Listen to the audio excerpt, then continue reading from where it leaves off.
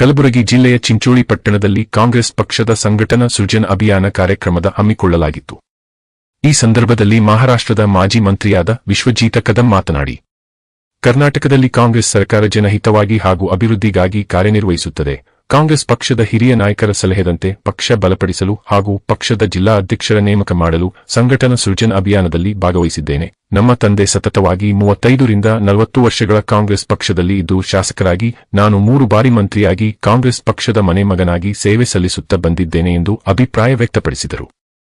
KPCC ಉಪಾಧ್ಯಕ್ಷರಾದ ಸುಭಾಷ್ ರಾಠೋಡ ಮೊದಲಿಗೆ ಮಾತನಾಡಿ, ಬಿಜೆಪಿ ಅಜೆಂಡಾಗಳಲ್ಲಿ ಮುಖ್ಯವಾದ ಭಾರತ ದೇಶದಿಂದ ಕಾಂಗ್ರೆಸ್ ಪಕ್ಷ ನಿರ್ಮೂಲನೆ ಮಾಡುವ ಉದ್ದೇಶ ಹತ್ತಿಕ್ಕಲು ಹಾಗೂ ಕಾಂಗ್ರೆಸ್ ಪಕ್ಷವನ್ನು ಇಡೀ ಭಾರತ ದೇಶದಲ್ಲಿ ಬಲಿಷ್ಠಗೊಳಿಸಲು ಸಂಘಟನಾ ಸೃಜನ್ ಅಭಿಯಾನ ಕಾರ್ಯಕ್ರಮವನ್ನು ಪಕ್ಷದ ಮುಖಂಡರ ಸಲಹೆ ಮೇರೆಗೆ ಹಾಗೂ ಪಕ್ಷದ ಜಿಲ್ಲಾ ಅಧ್ಯಕ್ಷರ ನೇಮಕ ಮಾಡಲಾಗುತ್ತಿದೆ. ಪಕ್ಷದ ಅಭಿಮತದಂತೆ ಜಿಲ್ಲಾ ಅಧ್ಯಕ್ಷರ ನೇಮಕ ಮಾಡುವ ನಿರ್ಧಾರ ಕೆಪಿಸಿಸಿ ಅಧ್ಯಕ್ಷರಾದ ಮಲ್ಲಿಕಾರ್ಜುನ ಖರ್ಗೆ ಅಧಿಕಾರ ನೀಡಲಾಗಿದೆ. ಆದರೂ ಪಕ್ಷದ ಕಾರ್ಯಕರ್ತ ತಮ್ಮ ಜಿಲ್ಲಾ ಅಧ್ಯಕ್ಷರ ಮಾಡಲು ತಮ್ಮ ಸಲಹೆ ನೀಡುವಂತೆ ಸೂಚಿಸಿದರು.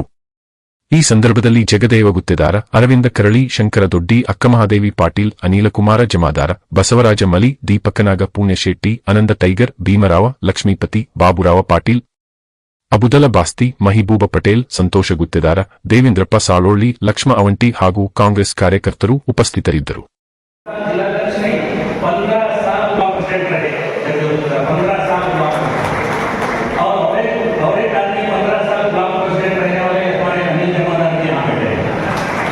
तो 15 ब्लॉक प्रेसिडेंट बने वो हमारे पास है और जनता पार्टी को बहुत बारीकी से चलाया, बहुत नीति से चलाया.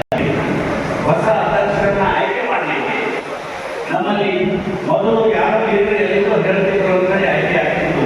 ಆದರೆ ಸಂಘಟನಾ ಸೃಜನ್ ಅಭಿಯಾನದ ಮಹತ್ವ ಏನಂತಂದ್ರೆ ನಮ್ಮ ಜಿಲ್ಲೆಯ ಪ್ರತಿಯೊಬ್ಬ ಕಾರ್ಯಕರ್ತರ ಅಭಿಪ್ರಾಯ ಮೇರೆಗೆ ಜಿಲ್ಲಾಧ್ಯಕ್ಷ ನಾಯಕನಾಗಬೇಕು ಅಂತ ಇಷ್ಟಪಡ್ತಾರೆ.